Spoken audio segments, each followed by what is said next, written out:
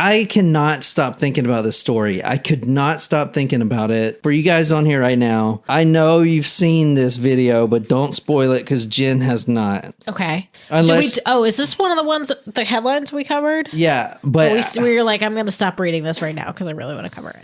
I cannot get this story out of my head. It's so weird, and I had to do it. I really had to. I had to drop everything and do this. So we're going to watch the video.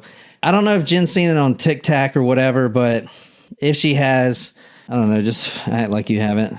Okay. No, for real. Tell me if you have or not. I don't know. I don't know what it is yet. I will let you know as soon as I know. Well, I do want to take a second to shout out Amanda, who is our newest Taco Supremo. Amanda. So thank you for joining us. And don't forget that we do have a Patreon. Well, this is only Supremos right now anyway, right? Yep. But well, they'll hear it if they're listening to the episode.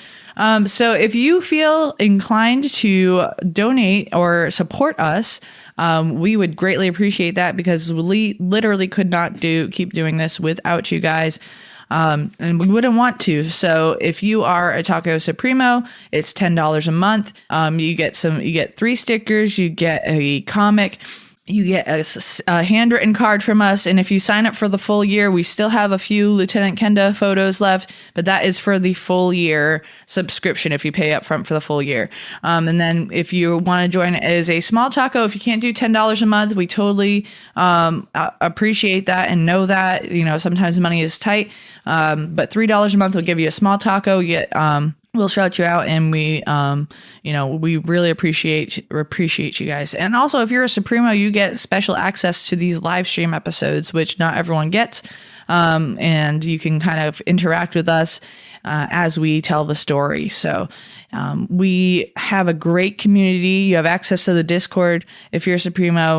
A lot of cool people on there. I wish that I was on there more. I know that John and Nicole are on there all the time.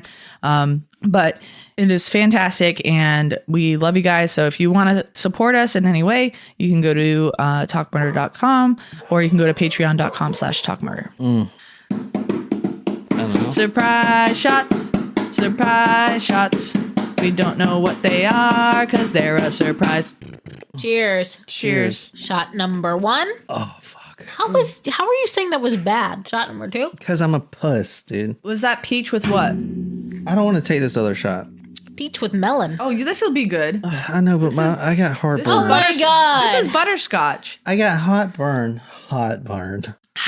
You are a baby. Oh, that was good. I could drink that all day. It tastes like a Worthworthers. Yeah, it's butterscotch. I can't do it. Do it. It's not even bad.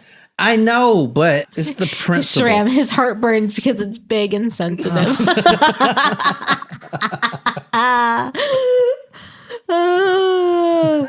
AKA, she's calling you a PUSSY. That's not what she meant. You're a big old baby. Oh my God, it's nothing. All right. So, dude, I know some of you have seen this video, but I'm going to play it. It's a silent video.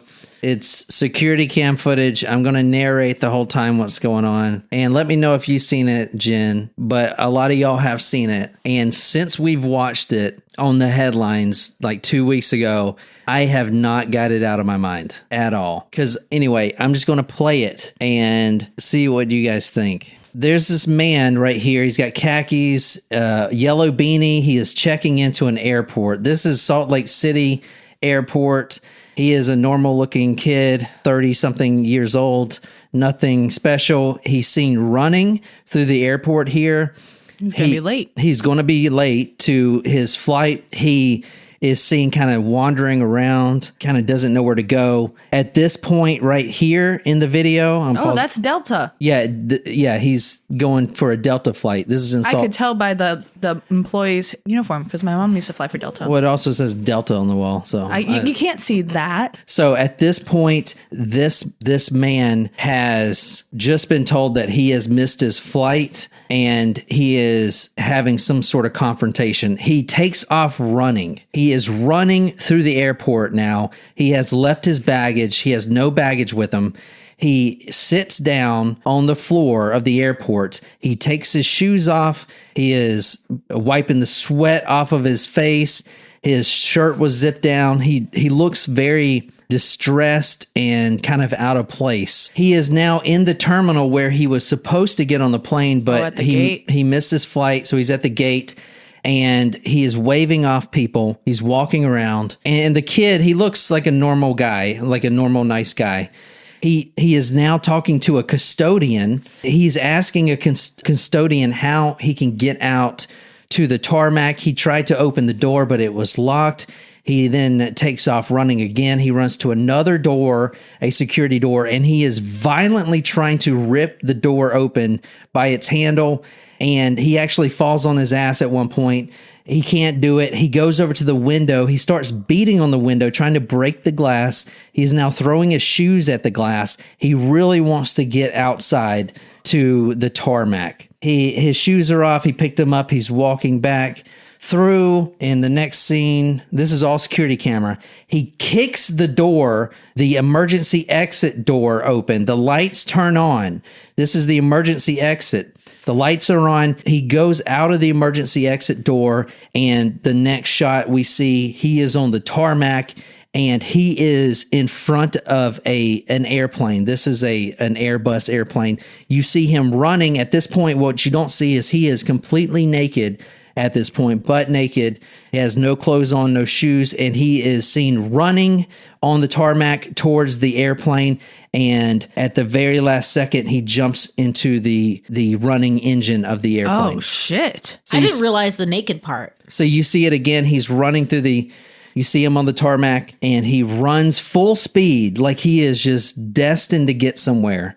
I mean, he is running full speed towards this airplane that is moving. The engines are on, but he jumps into the spinning airplane engine, and that is how he dies. That video has been on my mind since I've seen it, because if we go back and look at it one more time, the man in this video was so determined to kill himself. He was trying to break the glass, and he was trying to rip the doors open. We see him kicking a door at one point.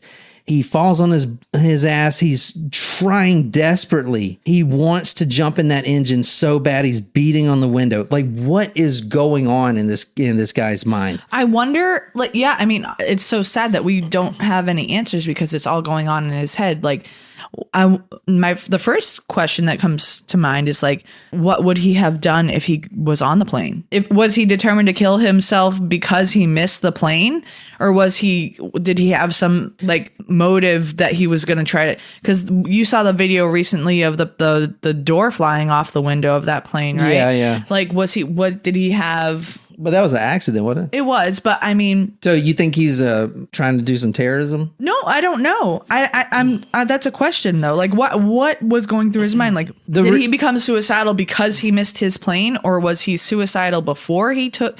He Well, now you know why I wanted to cover this, because it's been on my mind. Because it's not the fact that he jumped in the plane or whatever, because people have killed themselves like that. But look at his determination. He kicks the door open. He is so determined to get out there. He is so determined. It is crazy. He will stop at nothing. He was going to get on that tarmac, and as soon as he sees an airplane that is moving, he runs full speed towards the engine compartment. It is the craziest video that I've ever seen.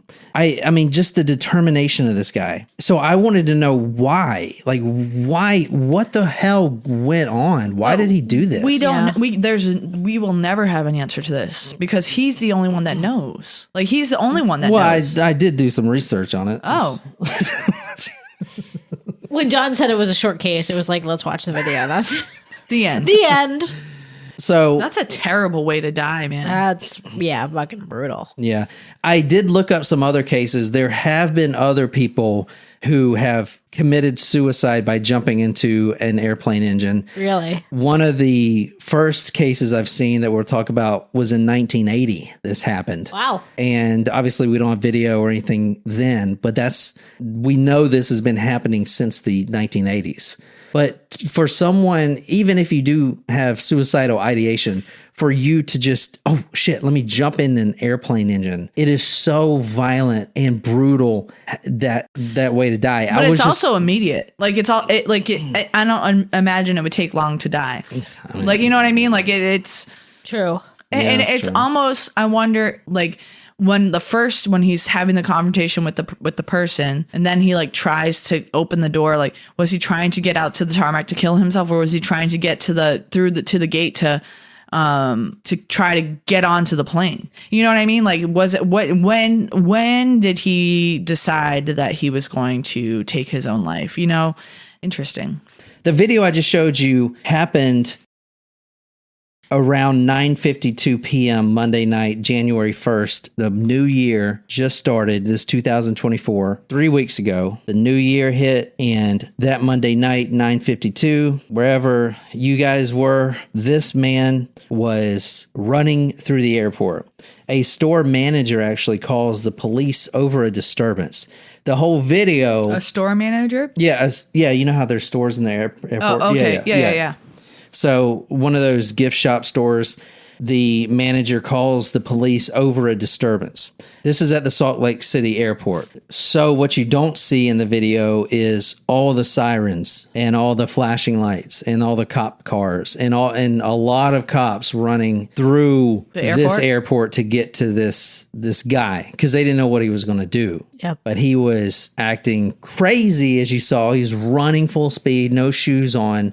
He left all of his stuff wherever, and he's throwing his shoes. He is just talking to himself. It seemed like a terrible situation, and a lot of cops were dispatched. So we don't see them in the security video because unfortunately they got there too late. But a store manager calls police over the disturbance, and we see this man running through the terminal's emergency exit doors onto the airport's outdoor ramp area. He removes all of his clothes. He ran to the south end of the airport's west runway, where a airplane, a A220-100 Airbus, which if you were going to jump into an engine, this is the one to do it, because these aircraft have engines that are low to the ground, as you see here. Oh. Most airplanes, you won't be able to jump into the engine because the engines are above the wings or whatever. You see this engine right here is pretty much on the ground level. You still have to climb up in it unless you get sucked up in there. But as we see, those are the blades right there. So this man, it's surreal, is it not? This man is naked. He runs full speed. And the reason I want to do this video is because, like, he is so determined. And I was like, why? Why is he so determined? I mean, we've seen videos of people, like, kill themselves, and they'll just kind of walk over, let's say, a bridge. You're not running full speed. Like, I got to do this right now. So in my mind, I'm thinking, well, either this guy is having some kind of episode, or this guy has something to hide. He did something and he knows there's no way out. Yeah. You know what I'm saying? Because a lot of people do kill themselves like that. I wonder also if it was like, well, if I'm not getting there, no one else is going to get there type of thing. Get where? It's like he stopped the plane. That wasn't his plane, though. Oh, it wasn't a plane. That was so there's a ton of planes that go in and out. He actually missed his flight. The flight had already taken off. Oh, it took off. Okay, because sometimes you know, if you miss your flight, doesn't mean the flight took off. Like once they boarding ends and they close that door, like you can't get there. But do you think there's still some time even after they close the boarding door when they're going through safety checks and everything like that. So I guess my assumption when we did cover this briefly in a headline, my assumption was the ticket was purchased as a means to do the same thing. That was my assumption. Okay. That's like how I took it. He bought a ticket so he would have a path to get to the exactly to die in this manner. And that was one of the reasons I wanted to do the story, because it felt like it just wasn't resolved. May I ask where his flight was going to? Yeah, you can. That's a good question. His flight, which is important to his story, his flight was actually going to Denver, Colorado. And he was in Salt Lake City? Yes. Yeah, Utah. And that's not a very long flight. That's like, what, 40-minute flight? The reasoning of his flight is the most important thing. And this probably tell a lot about the story we're telling tonight, but he had missed the flight to Denver, Colorado to see his dying grandfather who was on his deathbed. Okay. Someone who he was really close to. All right. Okay. So that actually changes maybe my assumption then of I thought the ticket was maybe like almost arbitrary. Like it didn't matter where he was going. Yes. yeah. Well, And so we saw I can that. kind of see like if he was very close to his grandfather, like that's super important to like get there. But so like maybe he was just so upset about not being able to see his grandfather that he was like, Yeah. To jump in, you're so upset that you jump into an airplane engine. Yeah, I mean, I That don't. is so overkill. Well, it's impulsive. Did he have any other mental yeah. illnesses? According to Mark Light, a former airplane mechanic, climbing into an engine on that particular aircraft wouldn't have been difficult. Light worked as a licensed airplane mechanic for more than 15 years. He added that although the tarmac area of the airports is heavily regulated and restricted even for workers, the engines on the A220-100 hang close to the ground, making it relatively easy for someone to access them. There is a safety and security concern that I've seen a lot. And we're going to get to that. Like, is the airport secure enough so this won't happen? But I do want to say this guy was getting out there no matter what. And he was so damn determined. You have to see that video if you haven't seen it. That's why his determination is what made me think he wasn't actually trying to catch any flight. Like, that was my assumption to begin with, was that there was not a flight he missed or necessarily. He just wanted a way to get out there. Yeah. I mean, shit, all you needed to do is go to Philly and catch the little shuttle they have because you get access to the, I mean, you could. You just have to have a ticket to get past security. Yeah. The plane was de-icing on the de-icing pad at the moment. So the engines weren't fully revved up. Oh, wow. And the pilot, from what I'm seeing in my research, the pilot noticed something amiss and notified the tower, or the other way around. I've seen both where the pilot was notified. Either way, he did shut the engine down, but those things take a long time to stop spurring. When to you stop say spinning. like they shut it down when they saw him running. Yeah, running full speed towards this engine. From the Associated Press, the manager of a store inside the airport had reported a disturbance just before 10 p.m., telling dispatchers with the airport control center that he saw a passenger pass through an emergency exit. Officers quickly found Efinger's clothing, shoes, and other personal items on one of the runways. The pilot was told to shut down the engines. That was Delta Airlines Flight 2348 departing from San Francisco, and it returned to the gate. The flight was canceled. Little did anyone know there was a body in the engine. I'm sure they did. I'm sure they're just finding that out. Or maybe they told the passengers. I don't think that they would have told the passengers at that time. They may have said something like a mechanical error, or I don't know how transparent they would be, especially if an investigation wasn't done yet. You know what I mean? Like, they'll say if there was a bird that flew into there. But So this guy that ran into the engine, when they pulled his body out, I want to say he wasn't, I mean, like you think, he's not all cut up and in 1,000 pieces. no, see, that's what I was thinking. Like, just Yeah, that's what a lot of people would think, because he does jump into the engine. Well, he doesn't jump into it. He has to actually climb up. He's got to do a pull up to get in there. And he's pretty athletic. You saw him sprint. yeah. Yeah. So But still, like, the engine, it's not like you're here and the engine is right at the entrance. It's like there's still space. But Yeah. you would like, So when I say the engine, I'm actually talking specifically about the engine. turbine? Well, the engine intake cowling, which directs airflow to the engine fan. And that's the thing that spins. The cowling is a shaped or removable cover that gives the aircraft engine more aerodynamic form and helps cool and quiet the engine. When first responders got there, and there were a lot, everyone went out there. Oh, yeah, you don't know what to expect. Because once they saw this guy didn't have any clothes on, they immediately was thinking this is some sort of manic episode. And they actually pulled him out of the engine. And I haven't seen autopsy, and the toxicology hasn't came back yet. This is still like pretty breaking news. Yeah. But apparently the body was intact enough and he was still breathing. They performed CPR. Whoa. Yeah, they performed CPR on him and administered naloxone, which is a reverse opioid overdose, to restore his normal breathing because he wasn't breathing.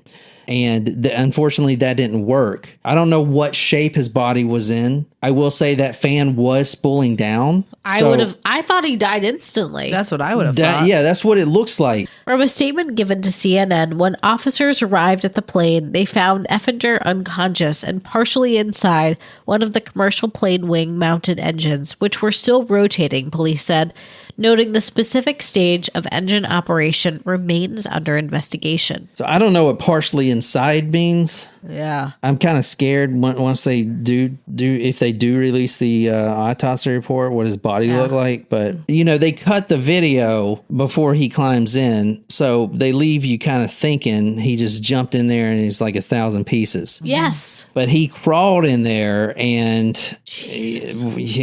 but they did perform CPR. So he was intact enough from what I know so far. From the torso anyway. Wow. Yeah. Isn't that crazy? Yeah. Okay. So I just want to know who was this kid? Like, why, who is this guy? His name is Kyler Efinger. I'm going to show you his photo right now.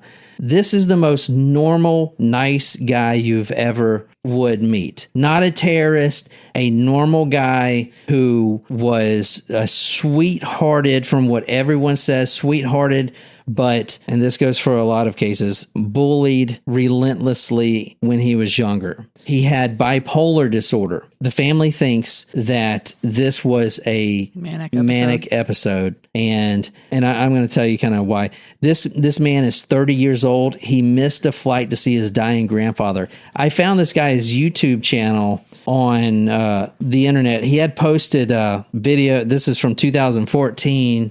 You just see him skiing. So he is an athlete of sorts, skier, skater. He ran track and stuff like that. Just normal videos. Kyler Efinger had a manic episode. He was depressed that he missed his flight and something triggered him, which we can see going back to the video. There was a confrontation at the desk when he missed his flight and they were telling him that, and you see him run off. Mm-hmm. That, and when he started hearing the sirens and he knew that the cops were coming for him, a manic episode was triggered. And that was it. And then that's when you see him running full speed and so determined to kill himself. He's a soccer player and a skater, so I guess he ran a large distance on an open runway, this de-icing area. Unfortunately, took off his clothes, Judd Effinger said, but it just speaks to the state. He's just so manic at that point.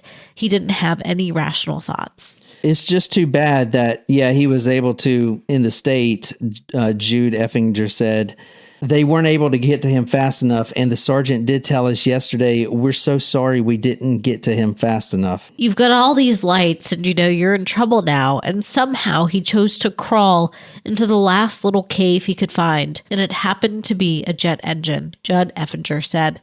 And, we're super thankful that the pilot was able to turn off the engine, but I guess it was still spinning. So this is the man here. I mean, if you see the man on the video, you don't know what to see. You don't know what to think. He's got dreadlocks. Like, is this guy a terrorist or whatever? This is him right here. This is the guy, the 30-year-old that decided to do this. Mm-hmm. And apparently he was the sweetest man ever.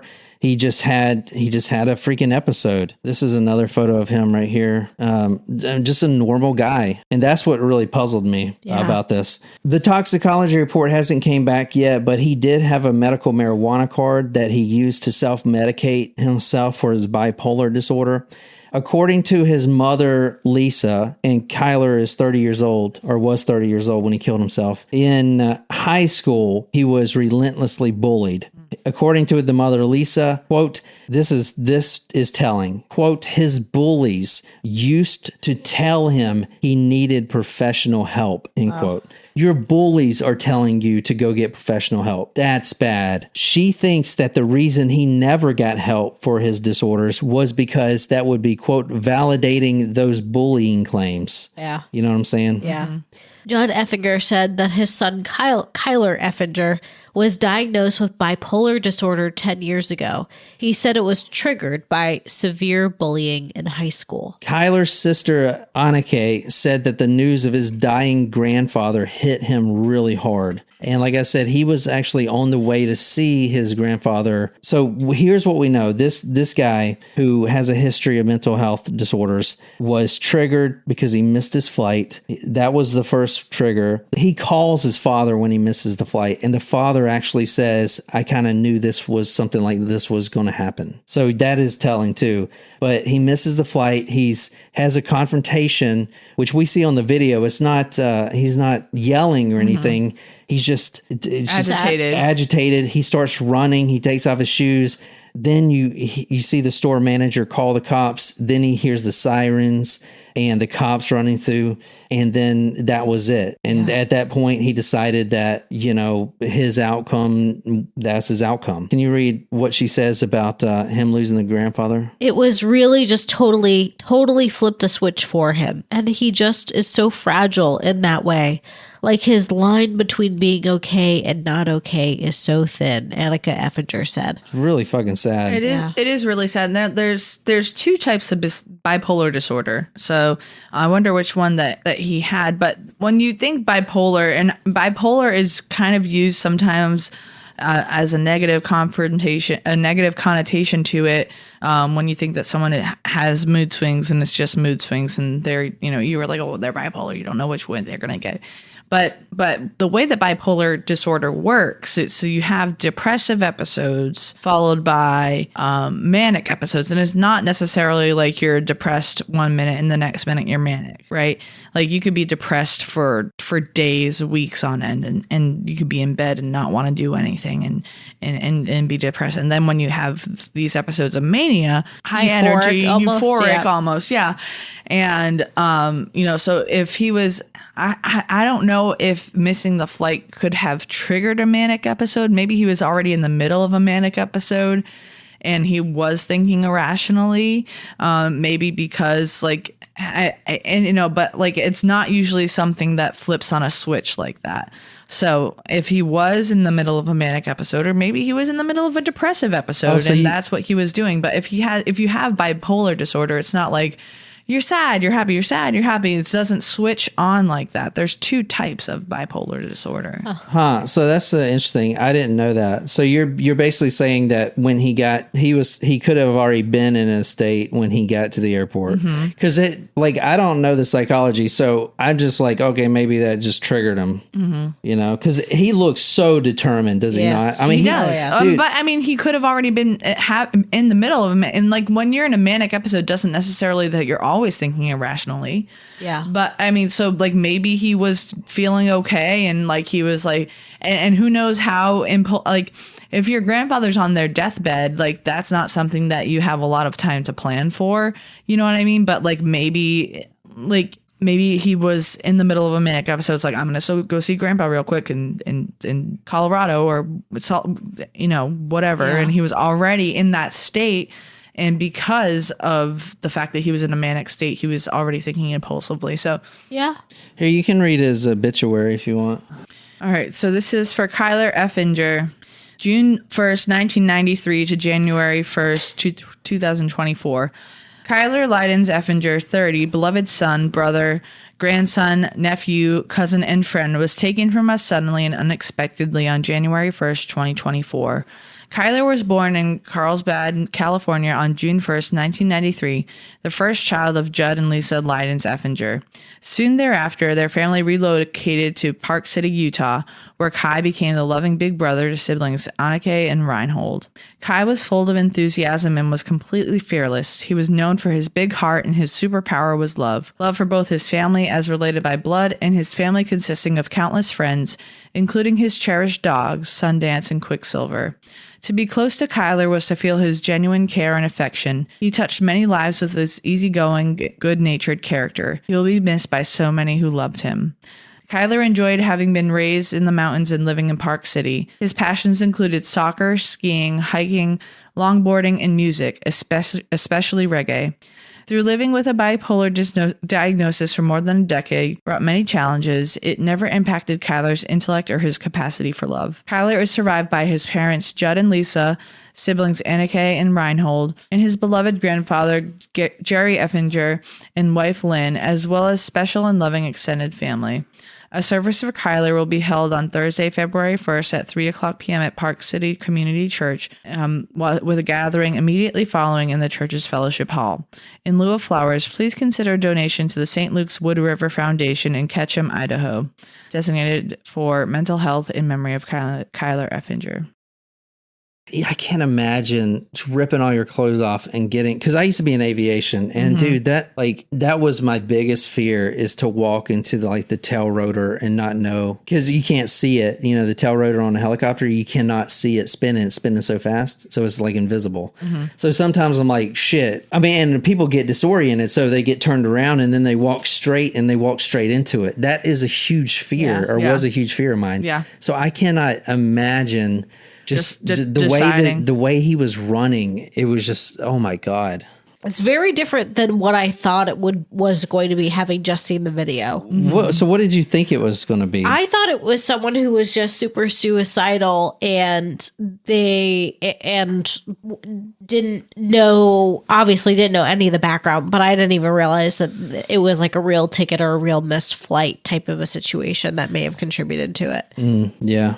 I mean, it's very sad.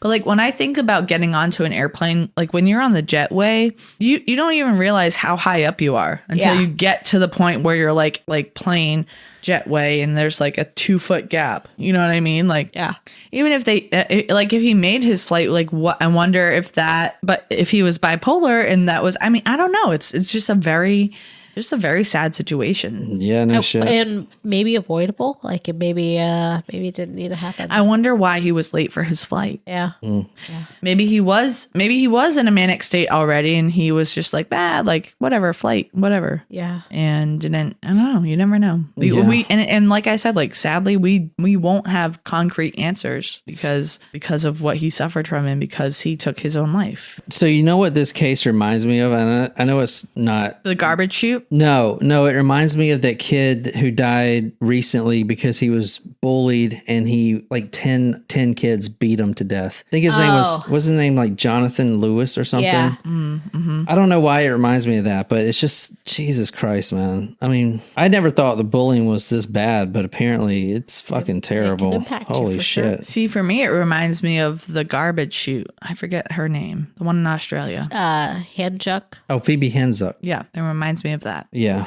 Well, she was thrown down there, according to Shram.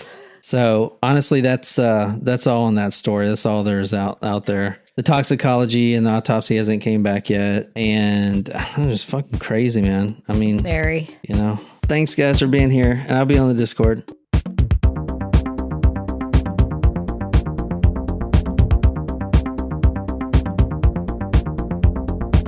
kind of run this shit.